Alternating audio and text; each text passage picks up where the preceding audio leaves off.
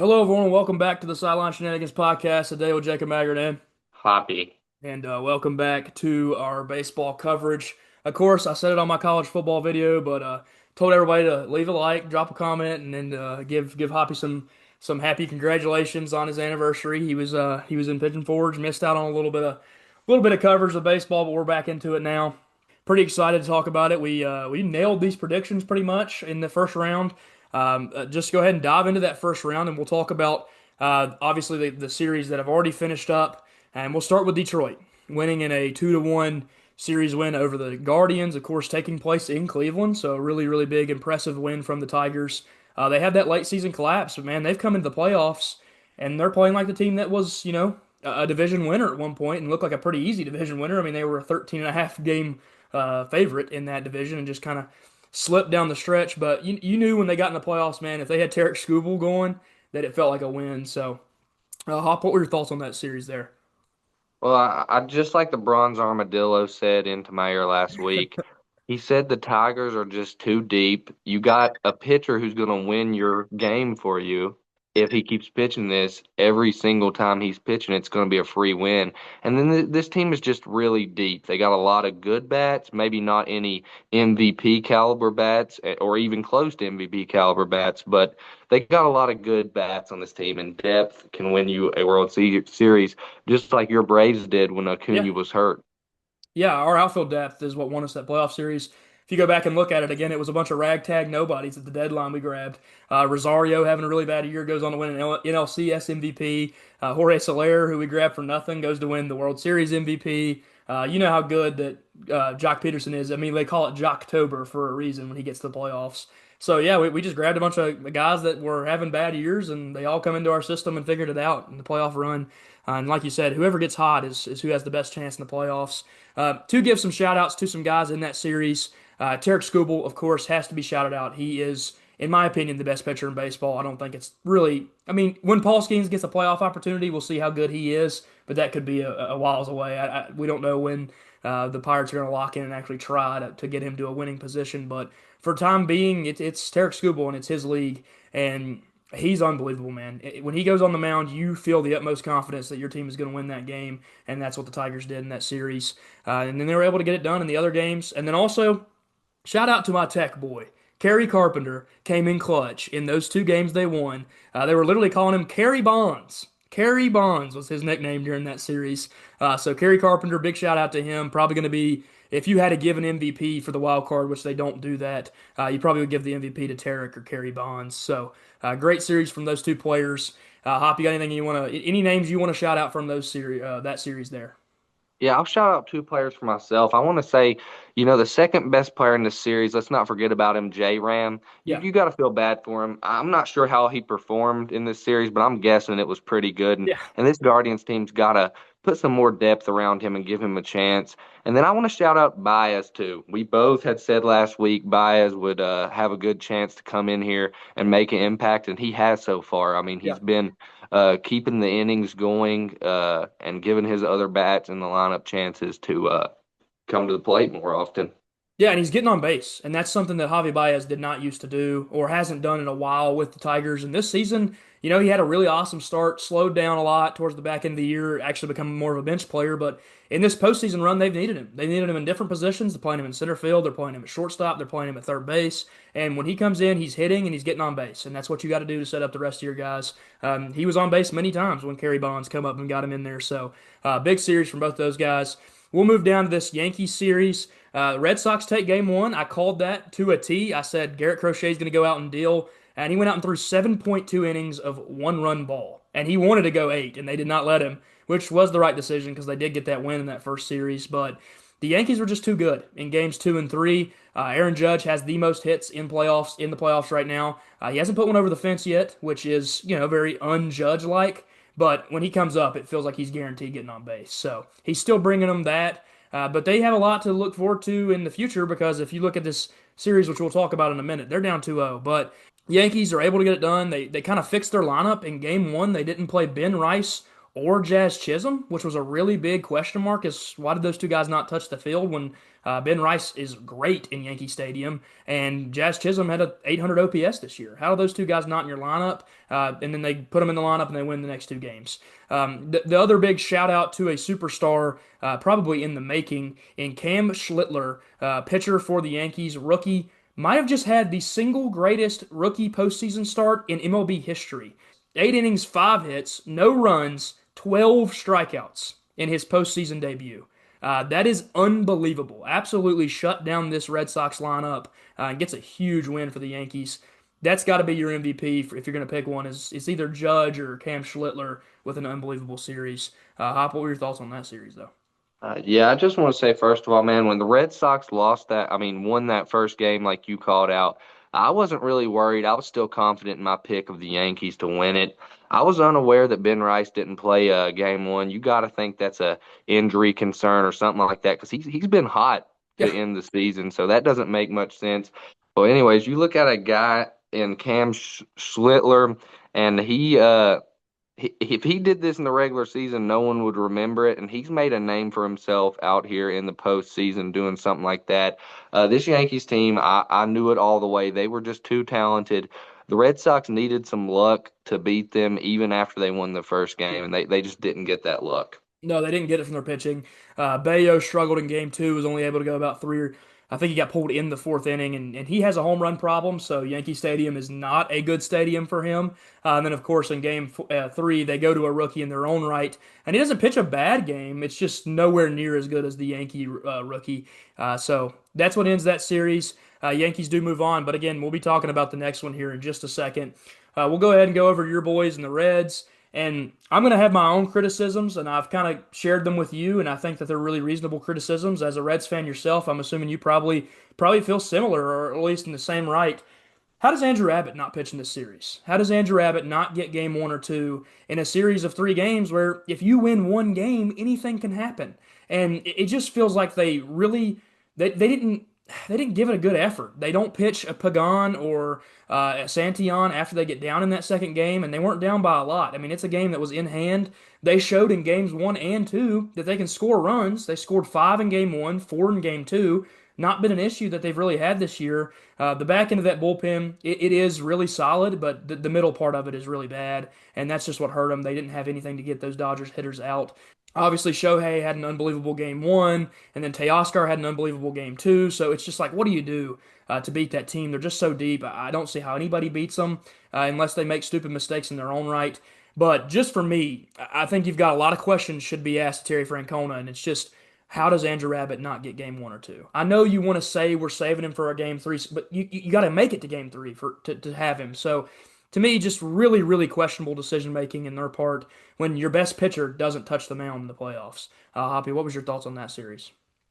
I think Terry Francona, mistake or not, I think in his head, he doesn't want to win one game. He wants to win the series. So I think it's just like what you said. I think in his mind, he said, I want the best chance to win this series if it goes to game three. And he trusts his bat. It ended up being an awful play. Yeah. It wasn't a good idea, but you look at this Dodgers team getting hot as they are and beating the Phillies 2 games in a row. I was confident, like I said in the last video, that this wasn't last year's Dodgers team, so anyone had a chance. They're starting to look like Yeah. last year's Dodgers team Yeah. again. I mean, outside of some pitching injuries, but they added some pitching in the offseason as well. So they're starting to look like that unbeatable monster again. I was upset. Abbott's my favorite player in the entire MLB, so I was upset he didn't get a chance to go out there and pitch. Maybe we'll find out that there was a little bit of an Yeah. That's what injury, I'm but wondering. he Yeah. definitely could have went out there and pitched. It could Yeah. have been a It does. nagging injury. Um, I'm unsure about it, but I think we would have probably ended up losing anyways, and I'm just happy to be in the playoffs, so I'm not too upset about it. Yeah, it just and again I'm in your same play. Like the Reds, they weren't supposed to win that series. They honestly weren't supposed to have a chance in that series. So if they'd have called a game, it would have been really fun. That their pitching is solid. The front line, especially those two bullpen guys, both really good. You'd love to run it back with that exact same group and just add on to it. And their lineup in general is really solid. They had guys show up in the playoffs and they scored some runs. Actually, Matt McClain had a pretty good playoffs, and you know talked about how he struggled this year, but he got going. He had some big at bats. He drove in some runs. He got on base, and so positive signs everywhere for this team. They're really young. They've got a lot of future ahead of them, but again, to me, it'll just always be that decision, just not giving your team a chance. Like you said, when they started to fall apart in game two, you could have put Abbott in at that point. You know, you said, "Oh, I want to save him for game three," but then when you realize, hey, Lodolo's not having the start he needs to have, or actually Zach Littell, I believe, is who they started in game two. You could have went immediately to him, but instead they went to Nick Martinez, and you know yourself, once he moved to the bullpen this year, he's really struggled. So it just seemed like a pretty rough decision. I think Francona will look back on it and wish he had pitched Abbott, but at the same time, I think that they're ready to run it back next year and try to make another playoff push. So we'll see what happens in the future. And they have still a lot to look forward to, a lot of really young guys and some really good pieces coming up through the minors. Anything else you want to say about that series? I'm also a little bit confused why they went to Littell outside of Lodolo Yeah, as well. I mean, that was a confusing pick to me. I mean, Lodolo's been there for years. You can always use both of them yeah. if you need to, but I didn't understand much of that. But outside of that, like you said, we weren't meant to win the series anyways. I just hope we aren't known as the team that got the Dodgers hot and Yeah. allowed them to Yeah, stay hot fired him up. I afterwards. mean, they scored 18 runs in those two games, so they definitely found something. We kind of talked about going into the playoffs. Freddie was red hot. Shohei was red hot. Teoscar has gotten red hot, and then of course Mookie Betts. He's inevitable. It's we said this team is Thanos, and if they have all five Infinity Rings or Infinity Stones, they're unbeatable, and they're starting to unlock them. I mean, Freddie, Shohei, Teoscar, Mookie, and you're giving me one of those pitchers, and you're telling me that's my gauntlet.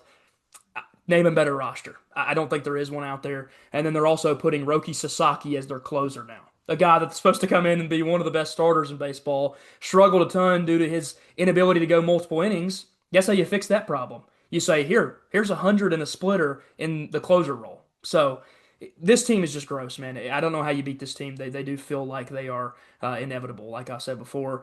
Going down to this next series, and this is one me and you also called to a T. We said what would win this series would be the bats in the right positions. And when the Cubs needed hits, they got hits and they scored runs, and the Padres couldn't do it. Now, again, Manny Machado had a great year. He's a great player, but when they needed him most, he didn't come through in the playoffs. Tatis, great player, had a good year, didn't come through in the playoffs. Seiya Suzuki and Kyle Tucker and the big names for the Cubs, they showed up and they played in this series. They also got great pitching overall. If you talk about game one and three, holding the Padres to a very limited number of runs, really positive series from the Cubs. And again, moving into this next series, which you can clearly see is not going their way currently.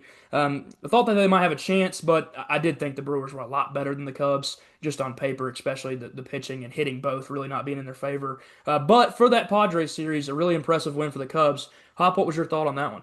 I mean, I know that these two teams were these two teams were very close matched.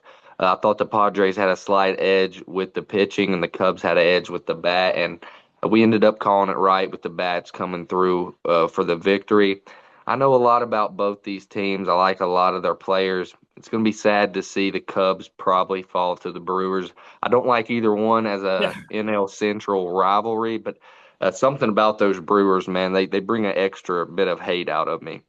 Yeah, they are probably what you would call the Reds' kryptonite over the last few years. I think if you go look in some of those numbers, it's pretty ugly for the Reds. They've just not had a lot of success against them.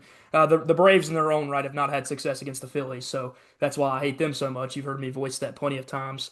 But everybody has somebody's number. I mean, we beat the crap out of the Mets every year, so you always have somebody's number in your division. So obviously the Cubs again, they get it done, but they move on to play what is a juggernaut right now in the Brewers, who are playing.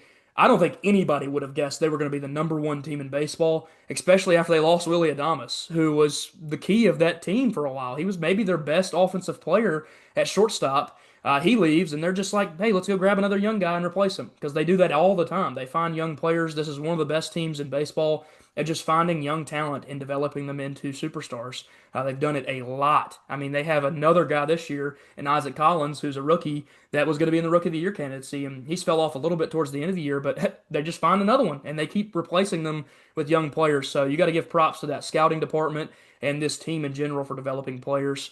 To move on to these next series, which you can already see are into play, like I said, Hoppy was celebrating his anniversary, so we're a little bit late on this one, but we'll be here for the next one as soon as these finish up and get you some more coverage in. But we'll go ahead and talk about the games that have taken place. Of course, the Dodgers just finished off the Phillies late earlier in a 4-3 game. Ended up being a really close one. Phillies answer in the eighth and the ninth inning, but when it mattered most, the Dodgers went to Roki Sasaki, and Freddie Freeman made an unbelievable pick at first base to win the game. The Dodgers just feel like they're so hard to beat because I think Citizens Bank Park in Philadelphia is one of the toughest places to go play. That fan base is really good. The Dodgers took both games, and now they get to go home for the next two. And it just feels like they're going to win one of two because they can go to Yoshinobu Yamamoto, or they can go to Tyler Glasnow, or they can go to anybody. I mean, they literally have four guys that can win a Cy Young on this roster. That's how good this pitching staff is, and they've been using Glasnow out of the bullpen. And think about that: if your starter has a rough start and goes 1 or 2 innings and it seems like he's going to blow up, you just go to Tyler Glasnow, a guy that could have won a Cy Young this year, and that's just not fair. It really isn't. The Dodgers are so loaded. That one will obviously go to a game three in LA. You can see the date there, scheduled for October 8th. Late game. We'll see that in a couple days. But Hop, your thoughts on the first two games of that series?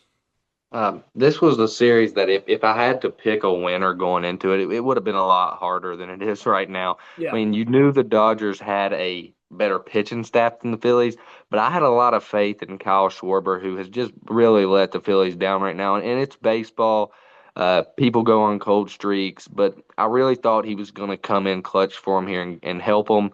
It's never too late for a comeback, but it just seems impossible right now. Uh, Unless you're a diehard Phillies yeah, fan to bet for the Phillies to win this series at this point. Like you said, Tyler Glass now, when he's healthy, he's about like Hunter Green. He's one of the best pitchers yeah, in the MLB. These guys have several of those guys, and also a veteran in Kershaw who might finally pitch good during the playoffs for the first yeah. time in his career. So I think this Dodgers team is going to be tough to beat, regardless of who they play in the next series. Yeah, I just don't know how you beat this team. When they can go that many pitchers deep and just find success. I mean, there is no other team in the league that has that many pitchers. And the Phillies are probably the second best team, that or the Mariners, when it comes to the pitching. The Phillies have Zach Wheeler, Ranger Suarez, and Christopher Sanchez, who all had sub-3 ERAs this year. Very, very good pitchers, and they've already lost two games. It's scary. It is really scary to play the Dodgers. Now they've, of course, of all people, like I said before, Mookie Betts heats up at the right time. So now they've got Mookie, Otani, Freddie, and Teoscar all going to the playoffs. It's just impossible to beat this team when they're playing that good. We'll go ahead and talk about this Tigers Mariners series. Well, quickly, Hop, let's go ahead and give our pick for this one since there is still games to be played. Like you said, it's really, really hard not to think the Dodgers win this one. I'm actually going to go ahead and go with the Dodgers sweep. I think they win this 3-0. Going back to Dodgers Stadium, one of the best stadiums in baseball. They have the most fans in the stadium. It's the largest capacity, and they're going to show up. All 50, whatever 58,000 can get in there, and I think the Dodgers will win Game 3 and just finish that series off real quick and get out of there with a big win. And also that gives them time to rest their players, which makes them even scarier because they can go with their 1-2-3 and in the first couple games against whoever wins this Brewers Cubs series. So give me the Dodgers in a 3-0 sweep. I think I'm going to take the Dodgers in a 3-1 series. I'm going to give the Phillies one game here. Schwarber's going to have to take at least some walks. I mean, he's just too good not to get on base at least once or twice here in the playoffs. And I'm just being hopeful. I hope the Phillies take a game. It's going to be Yeah. very hard for the next team to beat the Dodgers, like you pointed out, if they have more rest time than the team that is coming out of the other series. Yeah, and we'll move on to this next one here, the series that kind of feels like it has the best chance to potentially go five, and that is Tigers Mariners. And so far in this series, we've seen Tarek Skubal pitch a gem. We've seen George Kirby pitch pretty good. We saw Luis Castillo pitch an absolute gem, actually outdueled Tarek Skubal. And names across the board that have been successful in this series are really fun. Kerry Bonds, Kerry Carpenter, again, gonna show a ton of love to my Virginia Tech guys. He's playing great still. Come through in game one for him when it mattered most, drove in 2 runs. And then Javi Baez getting on base and making plays. I think he scored from one of those Kerry Carpenter RBIs. So That's what happens in game one. Tarek goes in game two, and Castillo outduels him. And I know you miss probably having him. Luis Castillo down there with the Reds was really great in that uniform. Now goes over the Mariners, and in the playoffs, man, he was really good. I think he went six shutout innings, maybe five, I can't remember. But they take game two on the backs of Julio Rodriguez and Cal Raleigh. They have racked up an unbelievable postseason start. Both of them having over 1,000 OPS. Every single time they come up, they go in order, of course, batting in the lineup, and it just seems like every time, whenever Cal gets on, Julio drives them in, and they just have a perfect little situation going there. Julio does get the game-winning RBI in game two, and we've got a 1-1 series tie here. I will say, Tarek Skubal is looming in the distance. If the Mariners take this 2-1 lead, Skubal's going to push as hard as he can to start game four, although it will be on short rest. So just be ready for that because we could have a really great matchup in game four. What's your thoughts on this series so far, and then we'll make our picks after that. It's the big guys coming through for the Mariners. J-Rod really batting well. I think he hit a homer in one of these two games, if I'm not mistaken. And then the Tigers, they got one of the best starting pitchers in the league and some great depth. This is going to be a close series, and I knew going into it was going to be a really good series to get your eyes on Yeah. with both these teams really being evenly matched. You see a six and a two seed. And that's normally not the case, but I really think this Tigers team is poised for a run here. Yeah, the pitching staff is again something to talk about. They've just got so much depth there. And the lineup, when it's performing at a level where you've got some superstars, if Kerry Bonds is going to be a Kerry Bonds and keep that nickname the rest of the playoffs, they've got a chance because you've got a guy in your lineup that when he comes up, it feels like he's going to do it for you. And Riley Green is a great player for them as he is their star in general and normally. Obviously, the series is tied 1-1 to pick the rest of the series. There's a little more to talk about here. I think the Mariners, they have the better pitching, and that's really not a question because once you make it past Skubal, they have two, three, and maybe four when it comes to just the pitching matchups. But also, they have Andres Munoz in the bullpen, who has so far in two games gotten 9 outs in two games. That's the most he's ever gotten in his entire career in back-to-back games. So he's given them a chance. First one goes into extra innings. Obviously, the Tigers are able to get it done in those extra innings. I really like Andres Munoz. I really like this team in general. I do think the Mariners pitching is great, but I think I'm probably going to be siding with you here because I think this is where you'll go as well. Give me the Tigers to win in a 3-2 series. Give me game five. Tarek Skubal is going to be on the mound, and he's going to finish it all for him and get this series victory. And that's going to be a huge moment for him, but also a huge moment for this Tigers team who come into the playoffs really sliding and not getting it done. And then they figure out how to beat the Mariners, who have been one of the best teams in baseball this year. So give me a 3-2 series victory for the Tigers. Hoppy, what's your thought on the rest of the series?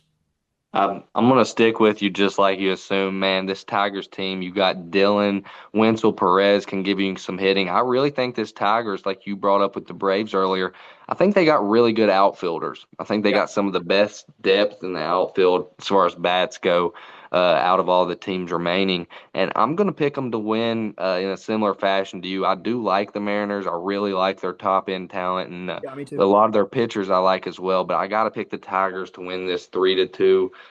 Bronze Armadillo already told me earlier that the Tigers is his choice for the World Series. I don't know if I'll stick with him the whole time, but I'm going to stick with him for at least one more series. You got to roll with him for now. He's only been right so far. Moving on to this next series here, another one we can kind of quickly talk about, like that Dodgers Phillies. It's already a 2-0 lead, and the Blue Jays have looked absolutely dominant.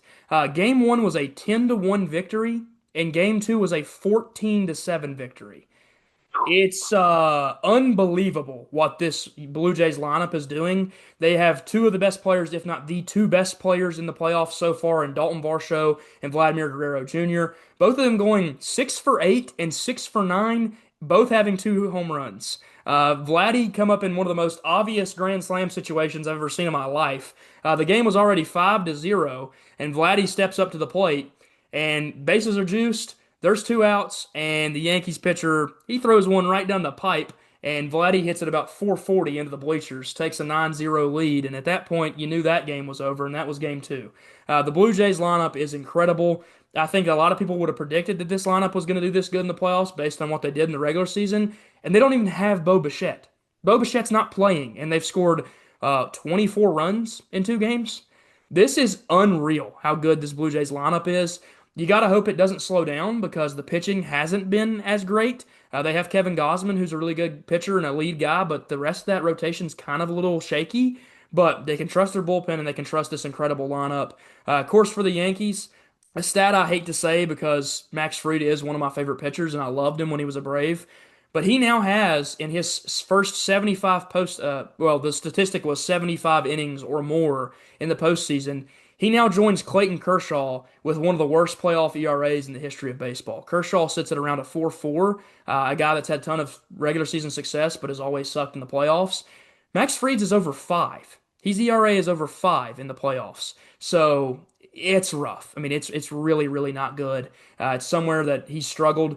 He was great actually against Boston too. It kind of weird in the Boston series. He went 6 shutout innings, so he had a great start there. And you saw him a couple times with the Braves when he was on the mound for us in 2021. He was shutout. He was unbelievable, and he won us that series. He actually went 6 innings of really great ball in the World Series and got us a win. So I love him, but Yankees fans right now probably hate him because he was awful against the Blue Jays. I think he gave up 7 runs. His ERA is now higher than Kershaw's, who's been praised as a great regular season guy and an awful playoff guy. Your thoughts so far on that series? Yeah, I just think it's interesting that you talked about the Blue Jays and didn't even mention George Springer, who might be their best bat in the regular season this year. Yeah, Turk's been really good as well. These are two teams with a lot of great bats. It's hard to see the Yankees coming back yeah. here, not having a deep arm position or a deep pitching staff. Blue Jays don't have an all that deep pitching staff either, like you brought up, but they got a 2-0 lead in this series. Not going to give my projection yet, but I just like the bats on both these teams a whole lot. I mean, a lot of power in a lot of both of the lineups, and we've seen it so far. Obviously, you talked about what you thought in the recap of the 2 games that have happened so far. Quickly, another shout out that has to be given is Trey Savage made a start for the Blue Jays yesterday, where he went 5.1 innings of no hit baseball in the playoffs with 11 strikeouts.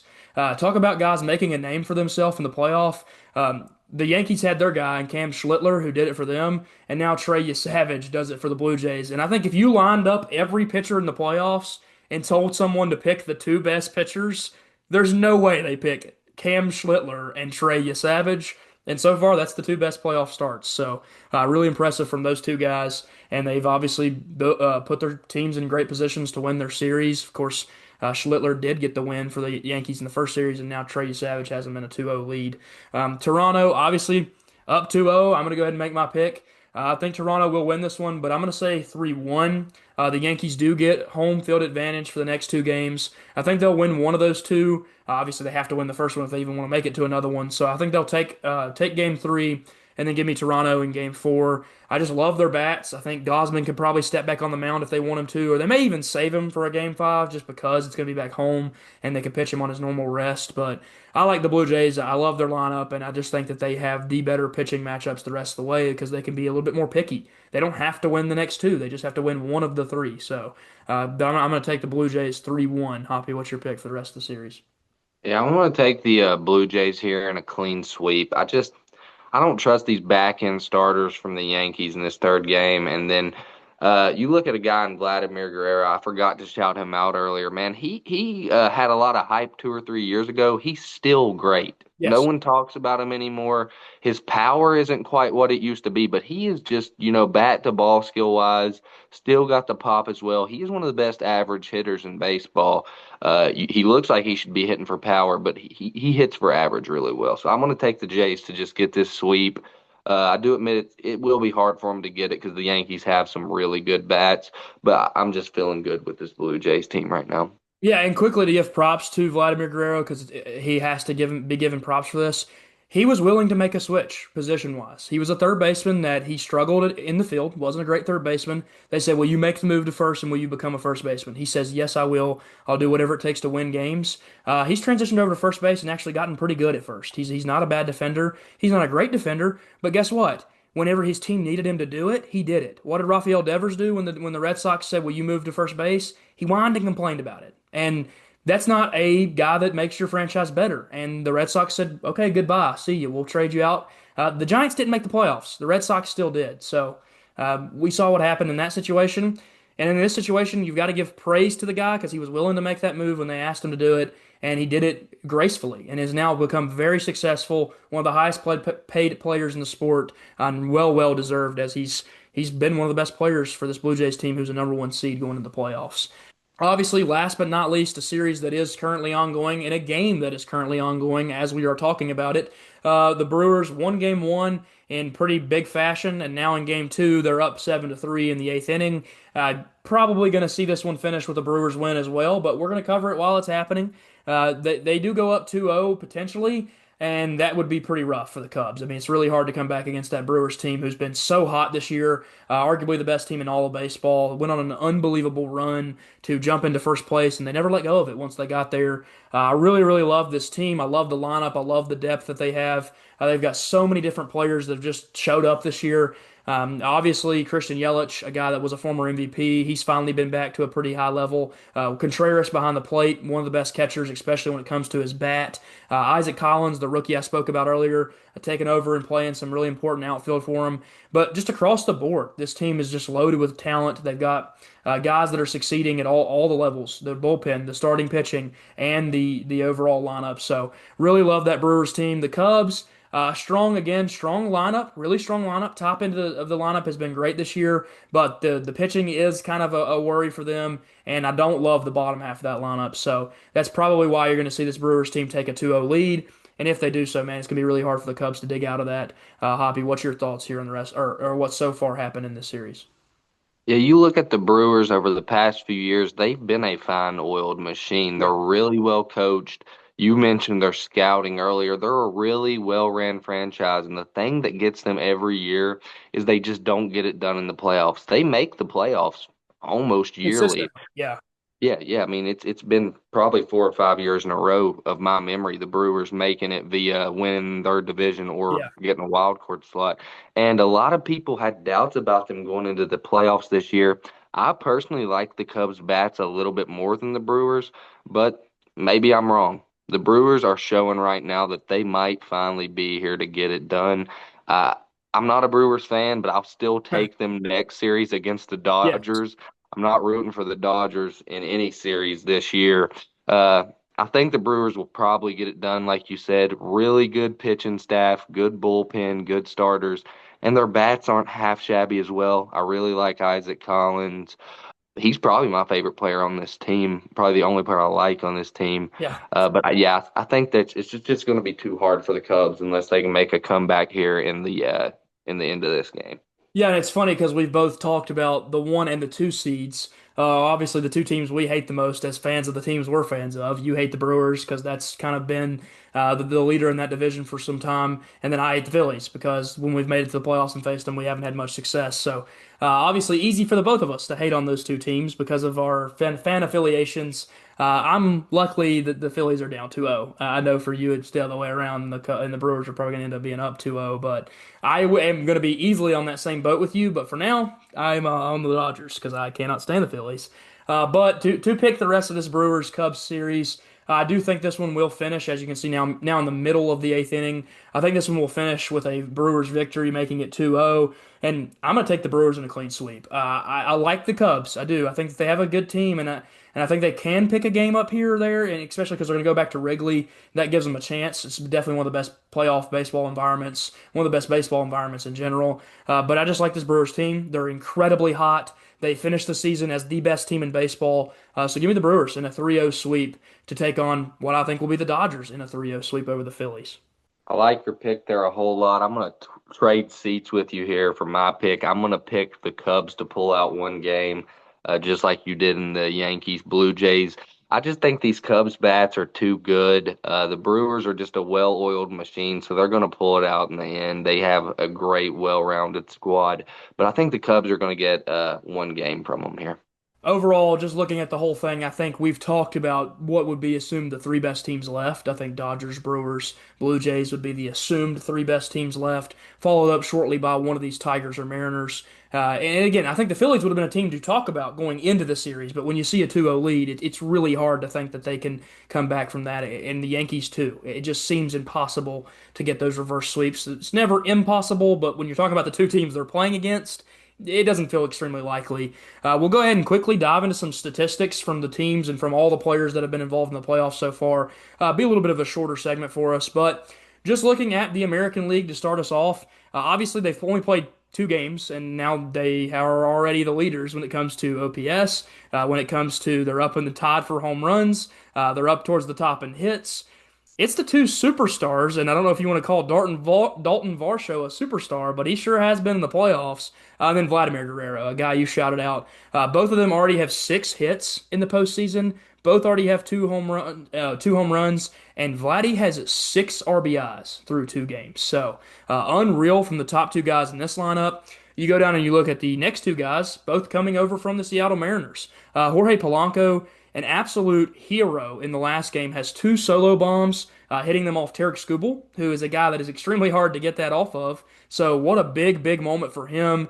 Comes in and gets them a win over that guy. And then Julio Rodriguez, when it's mattered most, he's come in clutch every single time with a 444 batting average in those 9 at-bats. But on top of that, has that homer like you talked about earlier. Just really important, really clutch. And those are the top 4 guys so far. Any other names you see down through there that you want to talk about in this playoff so far? Well, first, I'd like to add a little bit about Varsho. I like to tell people that don't watch the Blue Jays, be weary about him. He is an extreme banger bust guy. He is out there to hit home runs. So he's done good so far. So I'd be weary. I don't think he'll finish at 1. But if he can stay hot, he can hit some key homers for this team. And then just looking down the list, you knew Aaron Judge would be up there somewhere. He's Yeah. just so talented. Maybe the best player since I've been watching baseball. I mean, I think he would be better than Mike Trout. Those are the obvious top two. I like Judge a little more. Went off on a little tangent there, but outside of those names, you really like to see Trevor Story making a comeback for himself this yeah. year. He had kind of slowed off the past few seasons, really picked it up this year towards the end of the regular season and now in the playoffs. And then Ben Rice is a name I really like just looking down this list. And you notice with Detroit, they don't have much names up at the top, but then you see 3 names in a row right there at the 19, 20, 22 spot. Yeah. That's what I like about this Detroit team. They don't have one guy, so they're not relying on one guy staying hot. One guy can get cold, and they still got 6 other guys that as long as they keep performing, they can win some ball games. I'm really a big fan of their top to bottom lineup there in the Motor City. Yeah, and to give a shout out quickly again, I've already done it once, but I'll keep doing it because he's a tech guy. Hey, here's the best player on that team so far, Kerry Bonds, baby. Kerry Bonds getting it done for him, has drove in 3 runs so far. I gotta give him props just because he's a tech dude, and also to mention Judge.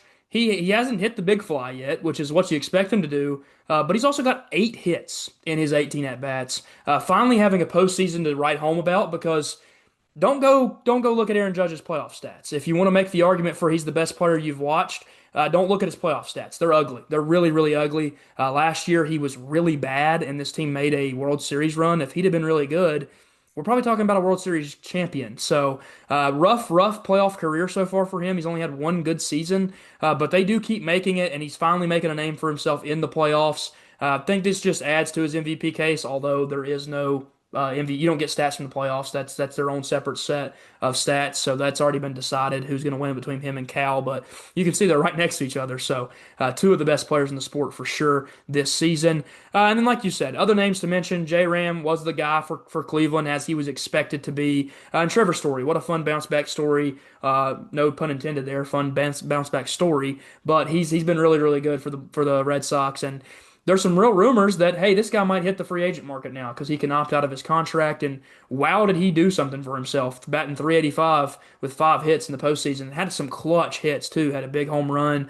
So really important for him moving forward. The Braves are going to need a shortstop next year, so we might look at old Trevor Story if he ends up hitting the market. Now we'll flip on over to the National League side of things. That was your American League leaders. Name that pops off the top, Teoscar Hernandez has 3 home runs. 9 RBIs, and that is before calculating his statistics from today's game. Teoscar Hernandez had a 776 OPS coming into the playoffs. Teoscar Hernandez now has a 1,071 slugging. That's not even his OPS. So when it matters most, like I said, the Dodgers don't need reinforcements. They don't need it. They have the best team. they're getting reinforcements from guys that are currently on this roster. Teoscar Hernandez being the second best player in all of baseball in the postseason, right behind Varsho, who we just looked at. And in 5 hits, it's been 3 home runs, and they all mattered. So he's lighting it up. Mookie Betts, I don't know what to expect, man. He comes into the postseason and he's got like a 715 OPS. And now he's the seventh best hitter in the playoffs. So Mookie Betts knows what he's doing and he knows when to turn it on and when it matters most. And then, of course, Shohei Ohtani. Very unfortunate those 2 home runs both came against the Reds. Hasn't hit one against the Phillies yet, but the Reds pitching is slightly worse than the Phillies, of course. So he's done a little bit more damage against them than he was able to against the Phillies. And other than those 3 hits, he's actually struggled a little bit with 7 strikeouts, being the most on this list. So that's even scarier. They're up 2-0, and Shohei Ohtani has struck out 7 times. I just, how do you beat this team? I don't know how you do it. I don't know how you beat the Dodgers. And that doesn't even list Freddie Freeman, who can be a playoff hero as well. So, what an unbelievable team they have built. A couple other guys to shout out. Blake Perkins, in his 1 game, obviously had the 2 hits, but throws himself up here towards the top of the list. Jackson Merrill was great for San Diego in that short series where they were only able to win one. But he did all he could do and tried to push them to a victory. But again, you just look down this list and you see the fact that there's no Phillies. There's no Bryce Harper. There's no Kyle Schwarber. There's no Alec Bohm. There's no Bryson Stott. There's 0 Phillies except for JT Realmuto, the man who's the oldest and who's been here and done that. He came to life for him, but nobody else did. And if Kyle Schwarber, Bryce Harper, if none of them show up, these Phillies have no chance against the Dodgers. So we'll see what happens in the rest of these games that they've got to play. It could be over, like I said, as soon as October 8th when they play that game. Hoppy, looking at all these players on this list, who stands out the most to you other than guys that have already been mentioned, of course? I was going to mention old Shohei with his subpar batting average. Them home runs are really saving him. But outside of those guys, I like to shout out Spencer Steer, a guy that really not too many people know. Him and Matt McClain both. This year, not so much with McClain, but they both kind of looked like professionals from their first game in the MLB. They looked like they belonged there. Struggled a bit to get us the win in the last series, but those two guys stepped up with a few big hits, and we just failed to follow up on those. But this side is just really what you expect. You know, a lot of Dodgers up there, a couple Cubs up there, and then, a few low name guys that aren't really big names, but they're just staying consistent on that Brewers lineup. Really surprises me that there's only 2 Padres players on here.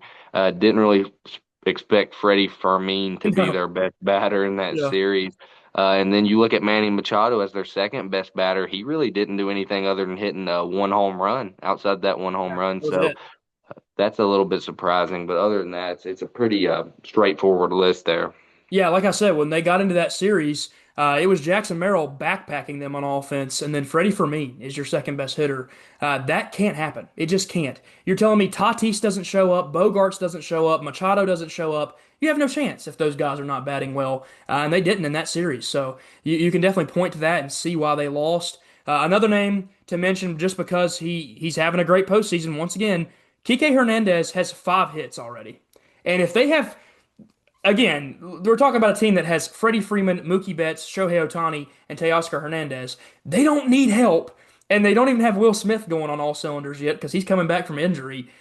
I just, when I look at paper, man, and I say who's the best team, if you're going to have Kike Hernandez give you a 1,000 OPS on top of 4 Hall of Famers giving you 1,000 OPSs, how do you beat them? They're unbeatable. They're a juggernaut, and they will be as long as they have those players on this roster. Last but not least, we're obviously looking at the full bracket. We'll come back to you guys and do a recap after these division series are over. Again, all of them now. Milwaukee has finally taken the 2-0 lead. That game is over, so mine and Hoppy's picks there look even better in those situations where we both have them winning. So it looks like Seattle and Detroit might be the only fun one, which is kind of sad because I was really thinking a couple of these series are going to be great, great series. Who knows? Maybe some crazy comebacks can happen. The Yankees do get to go home. The Cubs do get to go home, so both of them have really good chances to maybe answer back with some wins of their own. But it does feel really bad for the Phillies that they lost both of their 2 home games in what's considered one of the best playoff environments. So I just don't see the Dodgers dropping 2 at home, hence the reason I picked them.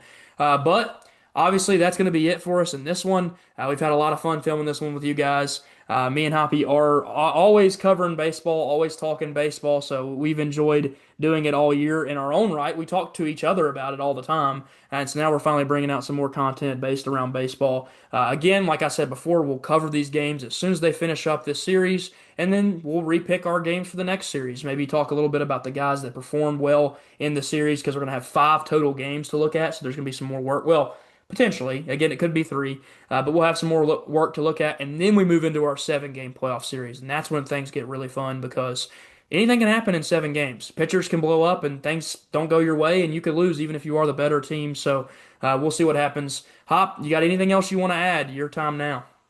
Just want to say, man, thanks for having me on again.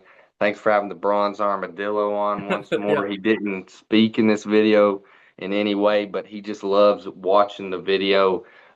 Sports, that's pretty much my life, man. Over half my life. Sleep, eat, sports. That's what we Yeah. do over here. Football, basketball, baseball, a little bit of soccer every now and again if you want to get real in deep with me. It's just been real fun. Anything they want to have me on here and talk about, I can talk about it. Yeah, and we'll have that mock draft video coming out soon. I'm excited for that. I'm gonna probably start talking to Hoppy behind the scenes a little bit and just pull up some statistics based on other, analysts that have looked at players, but also my own work. I've done a lot of covering of these players, so I can give him a lot of information about the guys that I've watched this season so far. Me and Dalton are now 6 weeks into our college football season, and we've talked about 10 games each week. So we're excited to do that mock draft way too early. Those are fun because if you can just land a couple of them, like one or two guys in their right spots, it's really fun to just go back and look at it and say, I picked that over half a year ago compared to when the draft is in April. It should be a really cool group on that one too. It's going to be me, Hoppy. I think I've talked Colin into doing it with us. Me and him have done some NFL talk if you've seen that on the channel. Dalton's going to hop on there with us. I think Joey will join us. So we're going to have we'll have an Avengers. We'll have an Avengers on here to talk some sports with you guys, so that'll be really fun. We're gonna have a lot of fun with those videos. Look out for more college football that's coming soon. Obviously, me and Dalton are gonna do that twice a week like we have been. And watch out for my NFL videos. Those are coming every single Wednesday where I will recap the week before and make our picks for the upcoming week. And that mock draft, when it comes out, it's gonna be an all-time video. So just prepare for it. We're excited. We're gonna start studying some teams and some players for those teams that we want to pick for. Obviously, the Titans have been great so far, but we finally got our first win. So Cam Ward seems to be settled in at the QB position, and we'll have some more talk about the NFL and stuff on those videos. But again, we thank you guys so much for joining us. We'll have more baseball coming to you soon as these series are over. Like, subscribe, comment, helps boost out the channel a ton. And all the other content that's on here, if you like any of it, it helps a ton if you go see those videos as well. So really hope you guys want to tune into them as well. Again, thank you guys so much and peace. Peace out.